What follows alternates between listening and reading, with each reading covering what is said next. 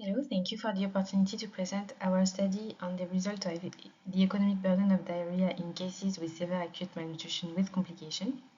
It is a cost analysis of inpatient children aged 6 to 59 months in northern Senegal. SAM is a high fatality condition characterized by a low weight for height or a low mid-upper arm circumference. It affected 2.8 children under 5 in Senegal in 2022. Depending on clinical condition, the SAM children care pathway can be complex, with repeated transition and cost at different levels of care. As recommended by WHO, uncomplicated SAM cases are treated at outpatient level facilities, while SAM cases with complication require inpatient stay at specialized care unit called CREN in Senegal.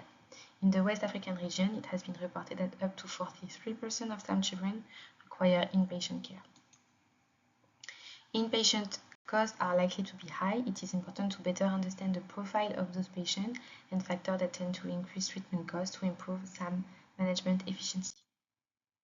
Therefore, our objective was to assess the economic cost associated with inpatient stay of SAM children with complication and identify the cost predictors. The study was conducted in 5 SAM inpatient treatment facilities shown in the map in northern Senegal.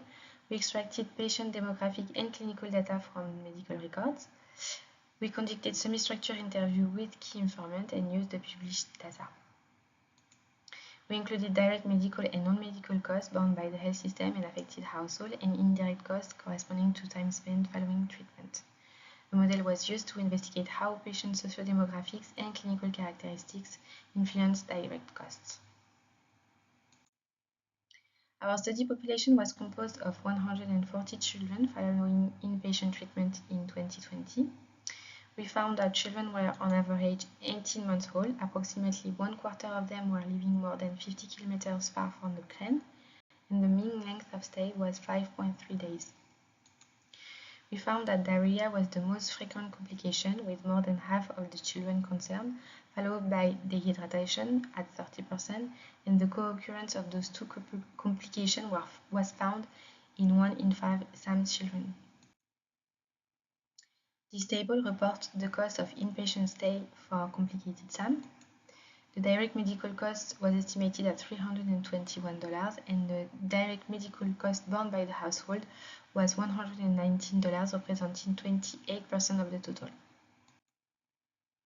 If we focus on the direct non-medical cost, it amounted to $77. It was entirely borne by the household and corresponding to caregivers' meal, transport, hygiene expenses for a basic wash kit that included a bucket, a covered plastic mug, and soap. The indirect cost corresponding to the caregiver loss of productivity was estimated at $35, and the total SAM inpatient treatment cost amounted around $432, with an uncertainty range from $260 to $760. Costs were significantly associated with an increase of cost was associated with having diarrhea, anemia, the child being male, staying at a hospital rather than at a health center. Our study highlights the financial burden of SAM for households. Indeed, the treatment represented 30% of the annual consumption expenditure in Senegal in rural areas. So there is an urgent need for adapted medication measures in this population already economically vulnerable, like fee exemption, a better application of the universal health coverage, and transport voucher for after SAM diagnosis. Our results also show the high impact of diarrhea on the health system. It is indeed the most common reason for inpatient admission, and it significantly increased treatment by 20%. Those results led to believe that investment in diarrhea prevention in outpatient treatment programs to avoid referral could be cost-effective or even cost-saving.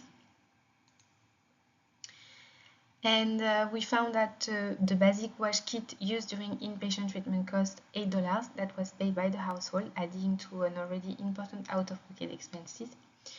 This should be distributed free of charge by the MOH and partner. Furthermore, we believe that the wash infrastructure generally referred to as the WASH minimum package, should be present in all health centers to avoid the need for individual kits.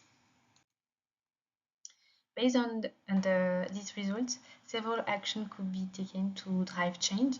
First, targeted WASH activities should be put in place during the SAM inpatient stay, which could be a good window of opportunity to reach vulnerable children at risk of diarrheal disease in the future.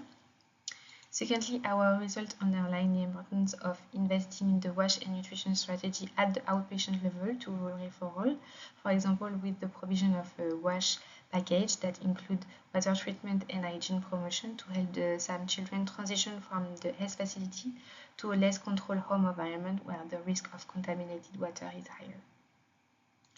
Finally, we need to continue to communicate those results to members of the WASH and nutrition cluster, so practitioners, donors, and decision makers at data on the burden of diarrhea in this key population and are implemented appropriate prevention, treatment, and investment strategy. Thank you for your attention.